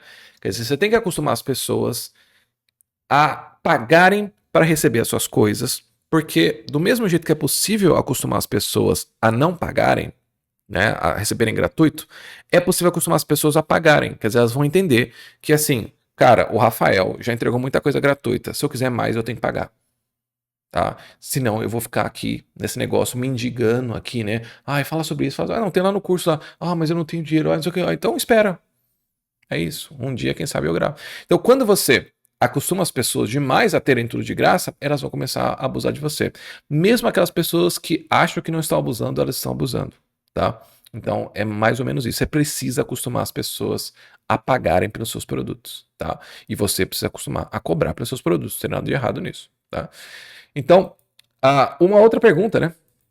Como eu faço para crescer a minha newsletter? Então, a monetização vai ficar mais para baixo ainda. Como eu faço para crescer a minha newsletter? Você tem algumas estratégias, claro. A primeira pergunta que você faz é: você tem audiência em outro lugar? Quer dizer, você está começando do absoluto zero, você não tem nada em lugar nenhum. Então, assim, se você tem, essa outra audiência pode ajudar, mas é bom que você não conte com isso, porque normalmente não é fácil você trazer audiência de um lugar para outro, né? Não é assim que acontece. Normalmente você vai ter que, digamos, fazer várias ações de marketing para que as pessoas saiam do Instagram, saiam do TikTok e vão ler a sua newsletter. Só que pensa o quão improvável é isso se você construir uma audiência que você acostumou a receber conteúdo simples, rápido e raso. Ao tentar levar essas pessoas para uma página, né, para um texto de 10 páginas, elas vão estranhar. Claro que você vai encontrar pessoas que estão no Instagram, mas nem gostariam muito de estar lá. Elas meio que entram com a esperança de encontrar algo profundo naquele negócio, né? E não há nada errado nisso, em ter coisas. O Instagram é assim, tá? Só que daí, quando você tenta trazer essas pessoas, elas também vão ter uma dificuldade pela própria plataforma, quer dizer, ela clica, o Instagram parece que coloca, né, assim, na marcha zero, né, o navegador fica extremamente lento, devagar, é ruim de ler, aí você vai no Substack, você vai ter que criar uma conta, então fica difícil, mesmo que a pessoa queira, fica um pouco difícil, tá?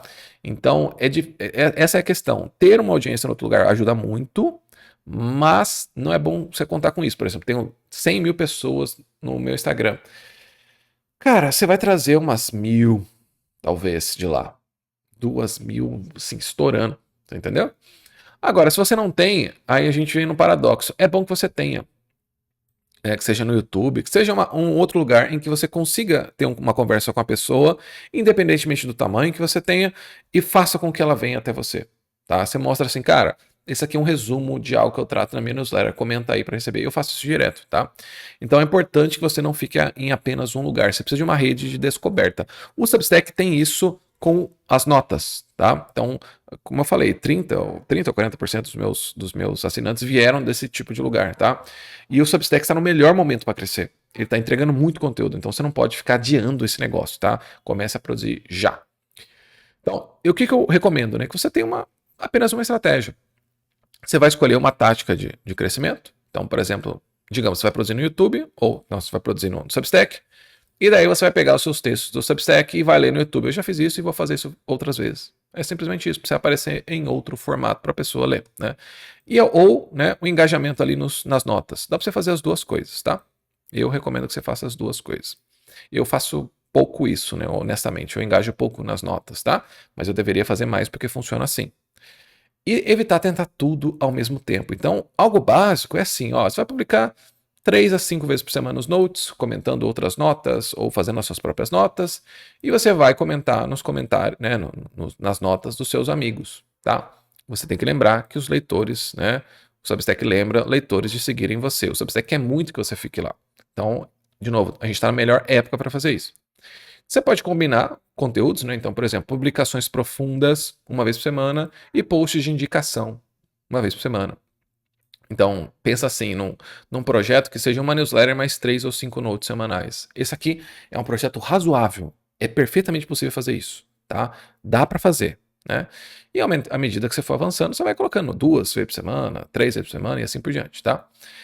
Tem que lembrar de trocar recomendações, mas não ficar pedindo, eu acho meio feio. Ah, me recomenda aí, é meio, sabe, não é muito legal. Fica comentando nos posts da pessoa, compartilha os posts das pessoas que elas vão fazer isso naturalmente, tá? Não fica pedindo esse negócio não, que é meio feio, tá? E aí você vai chegar a outra pergunta, que é assim, quantas vezes por semana eu devo postar? Vamos pensar assim, o que a gente chama de impacto da mensagem tem a ver com quantidade e tem a ver com qualidade. O que eu quero dizer? Se você decide publicar uma vez por mês, significa que o seu post precisa ter uma alta qualidade. E ele vai ter também um volume um pouco maior, né, de quantidade de páginas, inclusive. Né? Ele vai ter uma quantidade maior normalmente. Tá? Você vai ficar uma vez por mês, você vai publicar uma página. Você não está levando a sério o que eu estou falando. Né? Você precisa levar a sério isso aqui. Você não vai ficar um mês e entregar um texto de uma página. Às vezes eu nunca cheguei a ficar um mês, eu acho que só agora que eu fiquei um mês sem publicar nada no Substack, tá? Mas às vezes eu publiquei 2 textos, mas um tinha tipo 30 páginas, tá? Então, assim, você precisa levar isso em consideração. Se você é uma pessoa de pouco fôlego, então você vai escrever uma vez por semana 3 páginas, 4 páginas, ou seja, mais ou menos uma por dia. Ou se você é uma pessoa que prefere acumular e a cada 15 dias você manda 10, 15 páginas. Eu recomendo que você seja a pessoa semanal. Eu acho mais fácil no começo de ter esse hábito, né? Mas seja como for, se você publicar coisas de altíssima qualidade, mas por pouco tempo, poucas vezes, a sua mensagem vai ter pouco impacto. Se você publicar coisas em muita quantidade, mas de baixa qualidade, ela também vai ter pouco impacto, né? Ela vai ficar aqui, ó. Baixa qualidade, mas alta quantidade, né? Vai ficar bem baixinho. E muita qualidade e pouca, né? E pouca quantidade, também vai ficar aqui, ó, né? Vai fazer um quadradinho aqui bem pequenininho. O que você precisa ter idealmente? Você precisa ter qualidade e quantidade. E como que a gente define isso? Começa uma vez por semana e você vai descobrir. Comecei uma vez por semana. Percebi, Rafael, que eu preciso de mais tempo para pensar. Eu sou um escritor lento, eu estudo, meus estudos demoram, etc. E eu vou publicar a cada 15 dias. Bom, então você decidiu ter mais qualidade, porque a quantidade sua parece que vai cair, né? A sua quantidade vai cair e a sua qualidade vai aumentar. Depois que você ganhou mais agilidade nos processos, você voltou a publicar uma vez por semana. Então você aumentou, você manteve a mesma qualidade, mas você aumentou a sua quantidade. E aí você começou a aumentar a quantidade, começou a aumentar a quantidade. Ah, vou aumentar para 3 vezes por semana.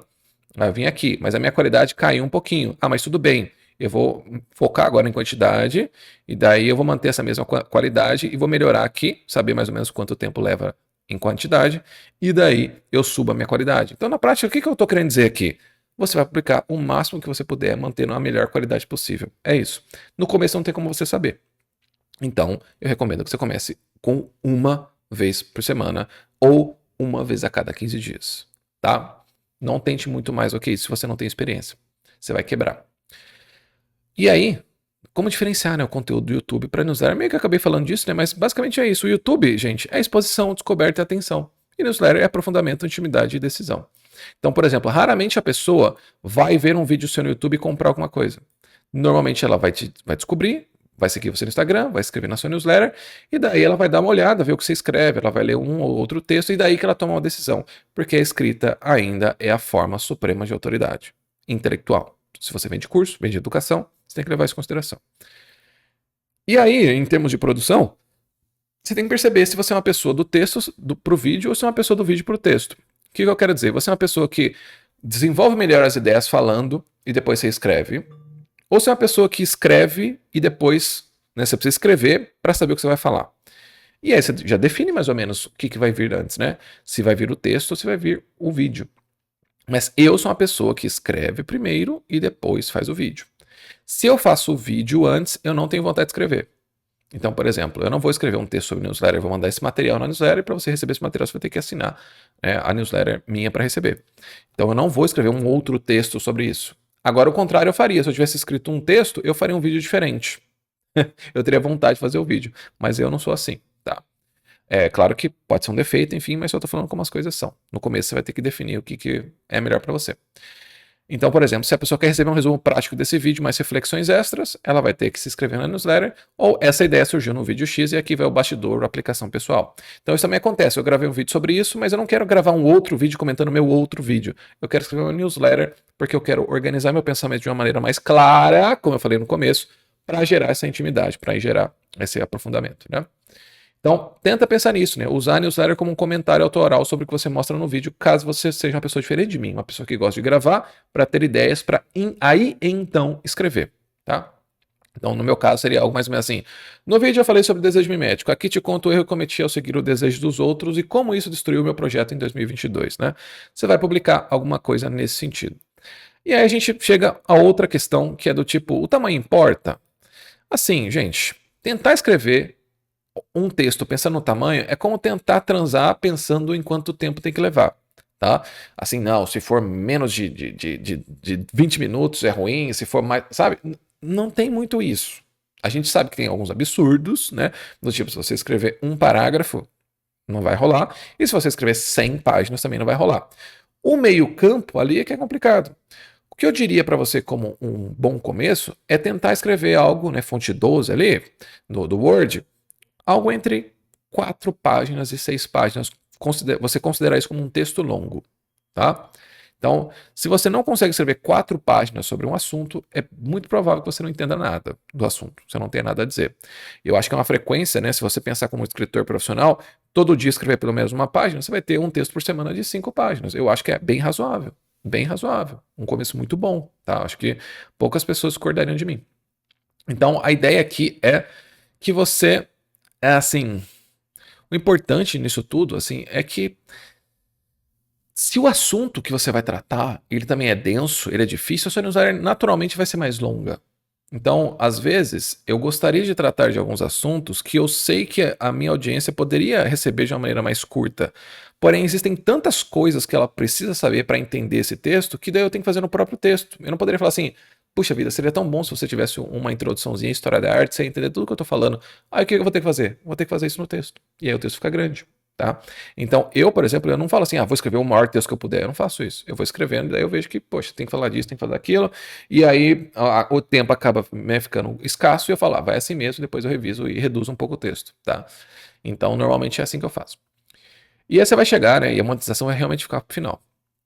Como diferenciar os conteúdos pagos dos gratuitos? Na prática é assim, gente. O gratuito transforma a consciência e o pago transforma o comportamento. É mais ou menos isso.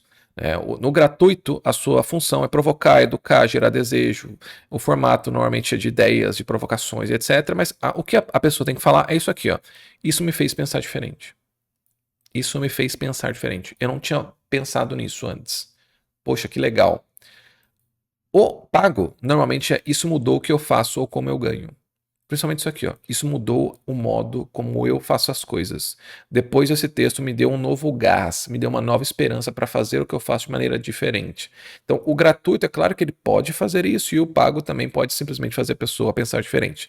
Mas como um guia, vai, para vocês, é mais ou menos isso. Quer dizer, você pode falar uma ideia de conteúdo e no pago tem um método para você produzir esse conteúdo. Tá? Então você pode oferecer a síntese sobre algum assunto, principalmente psicologia, né? O Rafael Bianchi faz isso, e aí ele oferece um acompanhamento de terapia caso você queira, assim, já que você entendeu o problema, você vai precisar da ajuda de um psicólogo, e daí você faz isso. A mesma coisa acontece aqui. Então eu estou explicando para vocês como vocês podem pensar de uma maneira diferente a respeito de newsletter, o que vocês têm que fazer, o nome, etc e tal, mas se você quiser escrever a newsletter, o que você vai ter que fazer? Ou você vai escrever sozinho, ou você vai entrar no Copycraft para entender como criar seus produtos, como você vai criar suas ofertas e coisas assim do tipo. Né? Inclusive tem uma aula lá só sobre ensaio, né? Só sobre como escrever textos para newsletter. Né? Então é algo assim. Né? É normalmente assim que funciona. E aí a gente chega a uma outra pergunta, que é qual é o melhor momento para monetizar? Vamos pensar assim, então, agora que a gente vai entrar nesse módulo, que normalmente é o motivo pelo qual você clicou no vídeo, né? Você quer ganhar dinheiro com isso. Eu deixei pro final só para os heróis ficarem aqui mesmo, tá? Porque não é fácil. Se você não aguentou nenhuma hora de aula, você não vai conseguir monetizar newsletter nem a pau. Quando que é o melhor momento de monetizar? Então, vamos entender assim, você tem 2 formas de monetização de newsletter.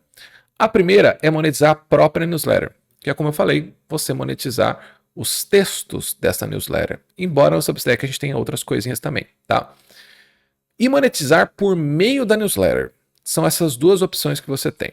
Então, pensa assim, antes da gente falar como você vai fazer isso. Uma newsletter paga é como um livro que não acaba.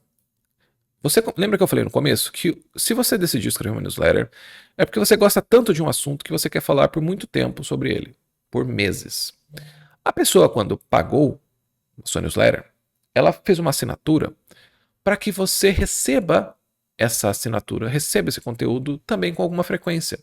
E ela continua pagando não só porque ela gosta de você e gosta do assunto que você trata e da maneira como você trata, mas porque ela quer que esse assunto não acabe nunca. Enquanto ela tiver interesse, ela também tem a mesma curiosidade que você, ela também tem o mesmo interesse que você, ela não quer que isso acabe, ela quer sempre saber mais sobre rótulos de alimentos, ela quer sempre saber mais sobre moda feminina e assim por diante, tá?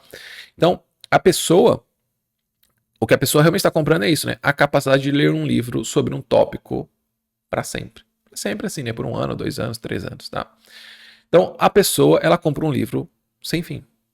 Então, sempre que você perder assinantes, você saiba que a pessoa, ela tem que fazer a compra repetidamente. Se é mensal, todo mês ela tem que pagar. Se é anual, uma vez por ano, ela tem que reafirmar, né, ela vai receber um e-mail lá de que a assinatura dela vai ser renovada e ela tem que pensar, será que valeu a pena para mim? Será que eu ainda me interesso por esse assunto? Será que, né? Coisas assim do tipo. Você também não deve pensar que as pessoas vão pagar para você só porque elas gostam de você. Elas podem fazer isso a princípio, mas chega um momento que elas se sentem justificadas. Eu já paguei pro Rafael, agora é ele que anda sozinho. Eu já dei minha ajuda, já tá bom, né? Normalmente assim. Nos Estados Unidos é mais comum a pessoa viver pelo Patreon, viver por assinantes, né? Então a pessoa vê um trabalho, ela quer que aquela pessoa continue realizando aquele trabalho de uma maneira bem feita, então ela incentiva com dinheiro, tá? Porque no Brasil você não vai encontrar tantas pessoas assim, infelizmente. Aqui no Brasil a gente tem uma história de que as pessoas têm que dar tudo de graça em relação ao conhecimento. O livro tem que ser de graça, a educação tem que ser tudo de graça. Então, cobrar por algo parece um tipo de ofensa. Né? Nos Estados Unidos, enfim, né, assim, tem até a tradição, né, as melhores escolas são particulares, aqui no Brasil é o contrário, e assim por diante. Tá? Então, aqui a gente entraria em outro tema. Então, basicamente assim, quando você vai monetizar a própria newsletter, o que você quer fazer? Vender textos exclusivos. Normalmente é isso que você quer dizer. Né? E aí você vai se perguntar, será que eu estou na hora de fazer isso? Vamos ver se você consegue responder pelo menos a 3 dessas 7 perguntas, não 5, tá? As pessoas pedem por mais? Por exemplo, as pessoas comentam, cara, você tem algo a mais sobre esse assunto? Eu me interessei bastante na sua newsletter sobre aquilo. Você tem um vídeo sobre tal coisa? Ou você tem um conteúdo? Você tem um curso sobre tal coisa? Você já escreveria sobre esse tema de qualquer forma porque é do seu interesse pessoal? Então, pagando ou não, você já vai escrever sobre aquilo. Então, significa que você está disposto a escrever, vocês vão entender daqui a pouco por quê, a escrever sobre esse assunto de qualquer forma. Você está pelo menos 6 meses publicando com frequência? Gente, menos do que isso, não vale a pena. A não ser que você traga muita gente de fora, tá? Seu conteúdo gratuito já teve algum engajamento significativo? Gente, se o gratuito tá ruim, né? Não espere muito pago. Você pode escrever sobre esse assunto por um ano inteiro? Você já escreveu? Essa aqui você conseguiria, né? Ó. Mas isso aqui é bem importante, sabe por quê? Porque quando a pessoa assinar, imagina, ela vai assinar um anual. Você prometeu para ela 12 meses de conteúdo. Já pensou nisso? E aí, assim, 5 pessoas assinam. Imagina você tendo que escrever para 5 pessoas. Por 10 reais, 50 reais, 100 reais, 500 reais que seja. Você pode oferecer algo tangível, quer dizer, às vezes você tem um conteúdo legal, né, um assunto legal, mas o que as pessoas vão pagar é por uma solução mais tangível do problema que você trata na sua newsletter. Então, por exemplo, imagina, você escreve uma análise sobre ansiedade no trabalho. E você explica tudo, como ela funciona, de onde que ela veio, para onde ela vai, e meios de solução e etc. A pessoa com ansiedade, qual que é a coisa tangível que você pode oferecer? Uma sessão de terapia. Ou um grupo de terapia. Algo para conversar com ela. Tá vendo que é um negócio assim, é muito fácil de plugar isso na sua newsletter depois. Tá? Se a pessoa leu o seu texto e não gostou, ou não curtiu bastante, então não adianta, né? Então você já não vai conseguir vender uma sessão de terapia depois disso. Eu acho que você tem que ter uma audiência de pelo menos 200 pessoas, assim, é o mínimo do mínimo, mas eu acho que você deveria esperar até 1000. Sinceramente. Porque se você tiver 200 pessoas e você converter, digamos, 15 pessoas ou 20 pessoas, você vai escrever para 20 pessoas. Ah, Rafael, é isso, a gente tem que escrever para 20 pessoas e dane-se. Legal, então escreva de graça. Se você tá vendo? É isso que eu falei, ó. Se você já escreveria isso de qualquer forma, escreva de graça, então. Escreva de graça. Não coloque o peso de dar certo em 20 pessoas. Sabe? Não faça isso. Você vai cobrar o quê? 100 reais anual. A pessoa pagou 2 mil reais. Aí você fala assim, não, 2 mil reais é grana, hein? 2 mil reais é grana no mês. E no segundo mês, e no terceiro mês, e no quarto mês. Você pagou um ano. Então, no fundo, você está escrevendo por 90, por 100 reais por mês para 20 pessoas, tá? Se para você tá tudo bem, quem sou eu, tá? Mas eu estou dando aqui uma dica de que é melhor às vezes você ampliar para mais pessoas e aí começar a monetizar, porque daí você entende o que entregar, você entende quanto tempo leva para você escrever as coisas, você entende o que você pode colocar como produto ali para você lucrar mais com aquilo, enfim, depende de cada pessoa, tá? Mas eu não recomendo. Então, eu acho que você pode fazer, mas você vai se frustrar até certo ponto, né? Ou a partir de certo ponto. Outros formatos possíveis para monetizar a própria newsletter que o Substack oferece, inclusive, é um clube de conteúdo. Então, você não vai vender mais textos, mas você vai vender, por exemplo, uma assinatura mensal com curadoria, com bastidores, com algumas reflexões inéditas sobre algum assunto. Ah, vocês me pediram bastante sobre esse tema e daí eu decidi escrever um texto ou gravar uma aula específica sobre ele, né? Então, por exemplo, se eu tivesse escrito bastante sobre newsletter e muitas pessoas me perguntariam como eu faço, eu teria gravado essa aula para dentro do meu clube de conteúdo que só vai ter lá. Poderia ser isso, em vez de fazer no YouTube, por exemplo, tá? Mini cursos, então, às vezes são sequências, né, que aprofundam um problema que você tratou ali, só que com uma prática, com começo, meio e fim. Fica mais fácil, você testa ali, depois você pode testar no público frio, você pode fazer no Instagram, no Facebook, no YouTube, enfim. Você tá vendo que a newsletter te dá um jeito de você testar rápido essas ideias, né?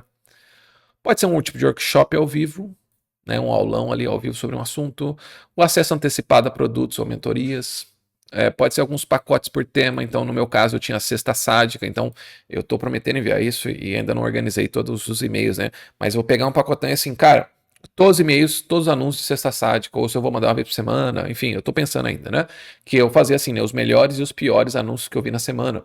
Então tá vendo que é uma série interessante, engraçada, né, que eu sei que daria certo também. Imagem e Identidade, que é uma série que eu estou escrevendo sobre filmes. Né? Então, existem né, temas que você pode tratar ali e pode ser só para pessoas que pagam, tá? A Imagem e Identidade, que eu analiso filmes, poderia ser um mini curso de cinema, entende? Só tem no Substack para assinante. É que, tá vendo, você começa a analisar o seu negócio, o momento do seu negócio e o quanto aquilo custaria para você. Porque, veja só, eu tenho a mentoria, o Copycraft, que custa R$ 5.000. Eu tenho o Arquitetura dos Anúncios, que é uma formação básica de copywriting, por R$ 1.000. Então, tá vendo que se eu começar a pensar em assinaturas, para eu vender um Copycraft, eu teria que trazer, né, a assinatura hoje é R$ 97, 10 assinaturas para valer uma Arquitetura dos Anúncios e 50 para valer um Copycraft. Percebe que eu teria que aumentar bastante o volume para trazer mais 50 assinantes anuais, né? Porque senão a pessoa faz as assinaturas mensal, que é R$ 9, aí imagina, aí o negócio ficou difícil mesmo, né? Vender 100, tá? Então, os requisitos aqui é você ter um tipo de expectativa. Toda sexta-feira você vai receber um mapa de decisão criativa, toda sexta-feira você vai receber um conjunto de anúncios, papapá.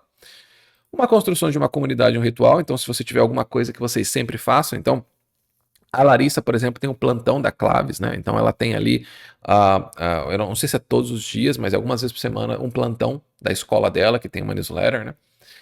Você pode fazer algumas ofertas para aquecer o fluxo de caixa, né? Então, por exemplo, alguns produtos por causa de alguma data, por causa de algum, né, elemento, né? Então, por exemplo, meu aniversário vai ser no final desse mês, daqui a uma semana. Então, provavelmente vou fazer alguma ação ali por causa do meu aniversário, então alguma coisa nesse sentido. Se você não vai por esse caminho, que hoje o Substack permite todos esses formatos, tá? Você pode fazer por meio da newsletter, que é mais ou menos como eu ganho a maior parte do meu dinheiro, né? Que são ofertas próprias de produtos. Então você vai promover os seus produtos, seus programas de consultorias, que é onde de fato dá o dinheiro. Então você não se interessa muito em monetizar a sua newsletter para ganhar R$ 9, R$ 10 por mês de pessoa. Você monetiza para vender a sua consultoria de R$ 2.000, para vender o seu serviço de página de vendas como copywriter de R$ 5.000 e coisas assim do tipo, tá? Outro jeito é por anúncios, né? Que é a famosa publi. Aqui no Brasil, poucas pessoas usam isso, mas pelo Beehive, de novo, você tem um tipo de recomendação em que marcas começam a procurar criadores de conteúdo para falar sobre o próprio, né? Fazer uma propaganda, uma publi ali. Isso dá dinheiro, mas a depender do conceito da sua newsletter, a depender de você, vender a sua opinião, que é isso que você está fazendo, vender a sua análise, pode não ser uma boa ideia. Eu não gosto muito de publi, tá? A não ser que seja uma marca que você confie muito, que você goste muito, mas mesmo assim as pessoas vão ler aquilo como: ah, você está falando isso porque você ganhou, tá? Uma coisa às vezes é, cara, eu sempre falei dessa marca muito antes de ela me patrocinar, então agora que ela me patrocinou eu acho melhor ainda porque, né, eu tô ganhando por isso. E aí, claro, há maneiras e maneiras de fazer isso. Mas a famosa publi é uma maneira de ganhar dinheiro, tá? Então, se você tem um nicho, por exemplo, eu gosto muito de café, eu gosto muito de gastronomia, eu gosto muito de vinhos e faço análise, né, é um jeito de procurar essas marcas e produzir algum produto para elas. Assim, oferecer a publi. Cara, eu tenho uma newsletter com 1.000 assinantes, 2.000 assinantes sobre vinho, e eu vi que você produz vinho artesanal, tal. Você não quer fazer uma parceria? Eu falo para 1.000 pessoas que, né, tá vendo? Assim, é muito mais barato para a pessoa do que ficar pagando pro Facebook, por exemplo, tá? Então, esse é um jeito de fazer as coisas. Um outro jeito, se você, por exemplo, é o cara do relatório, o cara da análise e tal, Imagina, você vai atrás de marcas de luxo, marcas que vendem cadeiras, marcas que vendem, sei lá, objetos de design, e você fala assim, vamos fazer um relatório sobre o luxo no Brasil, o estado da arte no luxo no Brasil. Você produz esse relatório, a marca financia você e você faz publi lá. Gente, é assim que se faz, inclusive, em revistas físicas. Essas revistas, por exemplo, né, que são de graça, né, assim, esses eventos, Expo, não sei o que e tal, é assim que se faz. Você vai atrás da marca e vende espaço publicitário. É assim que você sustenta é uma das formas, né, de sustentar publishers, né, quem vende publicações, é assim, tá? Então, por exemplo, publicações coletivas de contos é outra maneira, tá? Então, assim, esse é um jeito. Se você quiser aprender como criar, né, cada uma das ofertas, você vai ter que entrar no Copcraft, é aqui que a gente define quem quem está afim de quem não está. Monetizar por meio de newsletter, por exemplo, sessões gratuitas de perguntas e respostas. Eu já vi gente fazendo isso, né? Então, eu acho que o Matheus, do Passageiro, faz isso, tá? Monetizar por meio da newsletter também pode ser vender pacotes de sessões para ajudar alguém a alcançar um objetivo, que é a famosa mentoria de curto prazo. Né? Quer dizer, o que você quer fazer? Eu quero produzir meus primeiros 10 vídeos no YouTube. Perfeito, vamos fazer juntos aqui um plano. Tem o João Franchini, que é um aluno meu, ele tem a Labuta Escrita, e ele faz isso. Procura ele, ele vai te ajudar a fazer esse tipo de trabalho, tá vendo? Assim, se ele monetizasse a newsletter e ganhar alguma coisa, é muito pouco perto do que ele pode vender assim. E como que ele vai mostrar que ele sabe se ele monetizou e colocou todos os textos atrás de um paywall? A pessoa tem que pagar para ler. Tá de graça, vai lá e vê, tá? Então já sabe o tipo de profissional que ele é, o que ele é capaz de fazer. Você pode também expandir posts populares, né, em outros posts pagos, né? Esse post foi muito popular e agora eu vou dar um plano. Então eu tenho um post muito, muito famoso, que é o Obre Conteúdo, e eu poderia, sei lá, poderia criar um tipo de metodologia para criação de conteúdo. Eu tenho, inclusive, essa aula no Copcraft, né? Então eu poderia criar uma coisa nesse sentido. Você pode, por exemplo, pegar os textos, que é o que eu vou fazer também, e colocar num livro, no Kindle Unlimited, coisas assim do tipo. Perfeitamente possível de fazer. Você pode criar uma comunidade paga, somente se fizer sentido para você, né? Uma comunidade ali de acompanhamento para você criar conteúdo. Esse é um outro jeito de você conseguir monetizar por meio da newsletter. Outra coisa, né? Então, a Claves, por exemplo, faz isso. Né? Monetizar por meio da newsletter, então, aqui eu já fiz, né? Compilar artigos do Substack em formato de e-book ou livro, né? Então, o que você pode pensar, você que está no começo, né? Se você tem audiência, mas não tem produto, quer dizer, você tem audiência em uma outra rede e foi para o Substack, é o contrário, né? Você tem essa audiência, mas você não tem nenhum produto, você tem uma newsletter grande, mas não sabe o que fazer, você tem essas parcerias, patrocínios, workshops, pré-vendas de produtos, livros, coisas assim do tipo, tá? Assim, são poucas pessoas que estão nessa condição. Que é mais ou menos assim, eu tenho audiência às vezes por alguma outra coisa, mas não sei como monetizar aquela audiência. Você vai encontrar especialistas assim, mas às vezes eles não são capazes de escrever uma newsletter. Tem que levar isso em consideração. A não ser com IA e tal, mas aí, enfim, entra para outro. Enfim, depois a gente fala disso. Com habilidade, mas sem audiência, quer dizer, a maior parte das pessoas elas sabem escrever ou acham que sabem escrever. E aí elas vão escrever uma newsletter, mas elas não têm nenhuma audiência. Cara, é focar nisso aqui, ó. Coisas de prestação de serviço, pacotes, templates, né? Quer dizer, olha, você é muito caro para eu contratar para você fazer as coisas para mim, mas aqui está um template de como eu faço as coisas, você faz sozinho. Serviços, né? Então, você pode oferecer mentorias, né? Essas mentorias de curto prazo, coisas assim do tipo. Se você tiver os dois, você pode fazer tudo. Você pode tanto oferecer isso, quanto oferecer isso aqui, tá? É o objetivo de todo mundo que quer crescer, é ter esse tipo de poder. E como evitar o churn, né? O cancelamento, né, para a gente terminar aqui a nossa aulinha, mais 6 páginas, né, da nossa aulinha. Né? O churn, ele diminui, né, que é o cancelamento, quando você tem alguma constância, quer dizer, você mantém uma certa variação, mas ela não é muito previsível. Então a pessoa sabe que toda semana vai receber alguma coisa, mas não exatamente o que. Não parece a mesma, porque às vezes a pessoa tem uma constância, mas é sempre a mesma coisa, é o mesmo assunto do mesmo jeito, assim, né? Então fica meio chato. Então precisa mudar a dinâmica do negócio de vez em quando, tá? Mas precisa ter alguma constância. Que nem no meu caso, eu fiquei um mês sem entregar, né? Você não pode fazer isso que eu fiz, né? Fiquei um mês sem mandar nenhuma newsletter. Então agora eu vou voltar a mandar para valer. Mas você não pode fazer isso, senão você vai ter cancelamento. Você acha assim, mas é só R$9. Mas a pessoa não vê dessa maneira. Ela não vê o quanto ela já leu, o quanto ela poderia ler. Ela vê assim, eu quero receber algo novo para provar que vale a pena. Surpresa e prazer, quer dizer, são presentes inesperados, respostas personalizadas, bônus, né, coisas assim do tipo. Então, se você entrar lá no meu newsletter, você não vai ver que eu prometo bônus ou presentes, né? Então, eu mando, que nem esse material aqui, eu mando só para os assinantes. Do contrário, você vai ficar aí tirando print, sei lá, né? Como você vai fazer isso aí. Então, identidade clara, quer dizer, ele quer estar perto de você e não só do conteúdo. Então, a pessoa quer mandar perguntas. Então, agora eu vou ter um chat, né, para falar com as pessoas ali, né? E como você mantém. Mas assim, não existe muitas formas. Você não deve ficar muito preocupado com isso, na minha opinião, tá? Porque, de novo, você não vai se sustentar apenas com assinantes pagos. Essa é uma besteira, na minha opinião. Como manter os leitores engajados, né? Então, o que ajuda bastante? É você ter um tipo de série, que nem o Sexta Sádica, Domingo da Estratégia, Carta de Quarta, ter alguma coisa. Isso também te ajuda a produzir conteúdo, porque você sabe que tem um tipo de conteúdo na semana que você tem que produzir, você já sabe mais ou menos como fazer. Então, eu tinha a História do Futuro, então toda semana tinha uma atualização ali, que era mais ou menos uma análise do que estava acontecendo no mundo da inteligência artificial, com resumo de notícias, com ferramentas, prompts, coisas assim. É legal você ter um cliffhanger, quem faz bastante isso é o Raul Martins, então termina o e-mail com a vontade de abrir o próximo e-mail, o assunto não acaba ali, diferente do meu. O meu acaba, plau, é uma imersão zona. Começou e o assunto acabou ali, tá? Peça uma ação pequena, quer dizer, você pode conversar com as pessoas, às vezes a gente esquece que a outra pessoa que lê também quer participar. Por exemplo, às vezes a gente não esquece de responder os comentários que as pessoas fazem. Eu às vezes até esqueço aqui no YouTube. Então, é importante fazer isso. Mas é também porque a gente que produz bastante conteúdo, eu produzo conteúdo não só no Instagram, no YouTube, em newsletter, mas também para os meus cursos, né? Eu tenho essa mania, né, de privilegiar quem me paga, né? Então, sim, talvez não pareça porque você vê pouco, porque eu só dou o que sobra, né? Só o gratuito aqui. Mas eu produzo muito para quem me paga, né? Então, nas mentorias individuais, mentorias em grupo. Então, às vezes a gente fica meio cansado de interagir, tá? Nossa bateria social aqui não é infinita, tá? Então a gente fica meio assim. A ideia aqui é você pode dialogar com outros autores que a sua audiência acompanha. As pessoas não assinam só a sua newsletter, elas não são os seus assinantes, entende? Elas assinam outras newsletters também. O que elas têm lido? Porque você pode ir lá falar diretamente com eles, você pode ver se eles estão tratando de um tema e você fala, puxa, cara, eu posso ampliar esse debate, ou eu posso trazer uma coisa diferente, uma nova visão, e etc. Isso é muito legal. Porque, de novo, você não está mais jogando sozinho, tem que jogar com outras pessoas também, tá?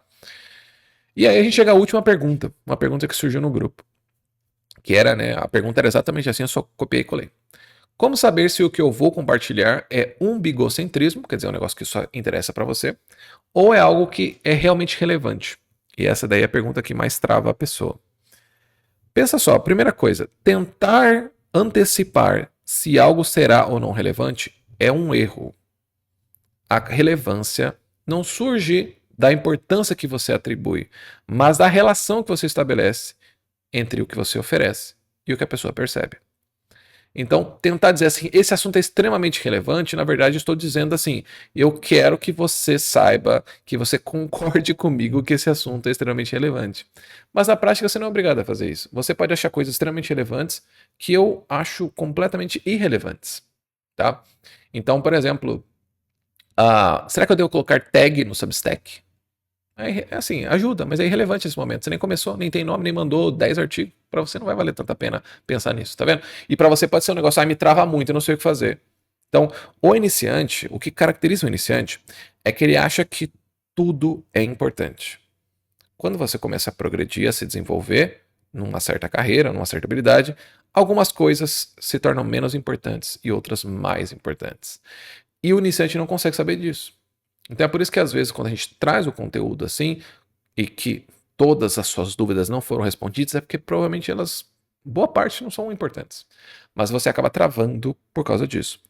Mas dando uma dica prática aqui pensa assim, eu estou oferecendo algo ou estou esperando algo? Quando você vai escrever, você está oferecendo algo para as pessoas reagirem ou você espera que as pessoas reajam? Então no Substack, às vezes a gente vê as pessoas falando assim, o pessoal aqui não reage, o pessoal só quer postar, ninguém quer comentar, e você comenta. Comenta no post dos outros. Tá vendo? Que você tá esperando que as pessoas te vejam, tá? Essa história é um meio ou é um fim? Então, por exemplo, você vai contar uma história sua, pessoal. Você tem que conectar isso a um tema universal, a um tema que a pessoa possa reagir de alguma forma. A gente tem uma aula disso na oficina de escrita, tá? Que é como escrever sobre a própria vida. Que é assim, como que você conecta a sua história pessoal a uma história que seja pública, uma história privada em algo público, porque a sua história ela não é tão única que não tenha outras pessoas que possam se identificar com ela, né? Então a régua aqui não é o que eu senti, mas o que isso revela sobre os outros. Pensa assim num exemplo, né? Hoje eu acordei angustiado. Isso é bem Substack. Pensei em tudo que já conquistei, em como as pessoas nunca reconhecem meu esforço. Às vezes só queria sumir. Vocês sentem isso também? Tá vendo que parece esse vocês sentem isso também? Parece que você tá abrindo para o mundo, mas você não tá, né? O problema todo ainda é centrado em você. Olha, em como as pessoas. Esse aqui eu só reescrevi, mas é um post real. Pra não, né? Vai que alguém acha. E em como as pessoas nunca reconhecem o meu esforço, tá? Olha uma mudança típica e simples que você poderia fazer. É o mesmo tema, mesma história. Outro dia me peguei frustrado por não ser reconhecido. Existe uma confissão de fragilidade. Mas aí percebi grande parte da minha energia ainda está presa na expectativa do aplauso. Olha só. Enquanto essa energia estiver ali, tá vendo que ele saiu dele? Enquanto essa energia estiver ali, não é liberdade, é performance. Você já sentiu isso também? Então, olha só, tem uma história, quer dizer, ele ficou contando, eu fiquei muito triste. Ele falou assim, cara, eu senti que eu estava percebendo que eu estava fazendo as coisas só para ser reconhecido, mas aí eu percebi que enquanto que a minha energia, enquanto ela estiver em ser reconhecido, eu não estou de fato livre para fazer o que eu quero fazer, para escrever o que eu quero escrever. Eu quero performar diante de uma audiência que eu nem conheço muito bem, né? Então eu quero ser amado por desconhecidos. Então, vocês já sentiram isso? Assim, a ideia de que a gente só vai ser visto se a gente conseguir entender o que o outro quer e se adaptar a que esse outro quer. Então, no fundo, a gente nunca consegue oferecer o que a gente gostaria de oferecer, mas apenas o que o outro espera receber de nós. Então, quando você pega a sua experiência e você consegue sair dela e oferecer para outra pessoa, mesmo que o tema tenha surgido de uma história pessoal, ele se torna algo mais interessante de ser lido. Porque o seu diário, né? Se você quer escrever tipo um diário dos seus problemas pessoais, né? Ele não vai ser muito interessante se você não é uma pessoa conhecida. Ou melhor, ele pode até ser interessante, mas ele não vai ser muito lido. E aí você vai desistir, porque você também quer ser lido. Mas você não quer apenas ser lido, você que também quer escrever algo que você julgue digno, né, de ser lido, né? Então, essa aqui, né, essa é a questão, né? Se você ainda tiver dúvida, publicar do mesmo jeito. Você está no começo. Tô travado. Quantos textos você publicou? 1, 2, nenhum. Então, assim, não é nada. Não é nada ainda, né? Então, se for o caso, começa dizendo isso. Olha, eu acho que esse negócio pode ser umbigocêntrico. Eu acho que é um negócio que só tem na minha cabeça, mas eu tenho que falar isso para vocês, né? Não sei se você já tinha algo parecido, mas esses dias estava, né? Você começa a história dessa forma. Seja honesto em relação à sua dúvida em relação a escrever algo que só diz respeito a você. Mas, de novo, raramente a sua experiência é única. É você, o seu talento do escritor, como escritor, que não conseguiu torná-la pública. E aí, é claro, não importa tudo que você viu nessa aula se você não aprender a escrever. Tá? Então, se o seu desejo é desenvolver a sua habilidade e não apenas desenvolver a sua estrutura, tem o Copycraft aí, tá o link na descrição e você pode aprender a escrever melhor. Perfeito? Espero que essa aula tenha sido útil. Ela ficou um pouco mais longa do que o normal, mas assim são as minhas aulas. Espero que você saiba mais ou menos como começar a partir daí. E se puder deixar um comentário, puder deixar uma curtida, já ajuda bastante a gente. Se você quiser esse material, ele vai estar disponível para os assinantes. Mas você agora não tem nenhuma desculpa a não ser começar. Em 10 ou 15 dias você tem a obrigação, se você levar isso a sério, de ter pelo menos um texto publicado no Substack. Show? A gente se vê.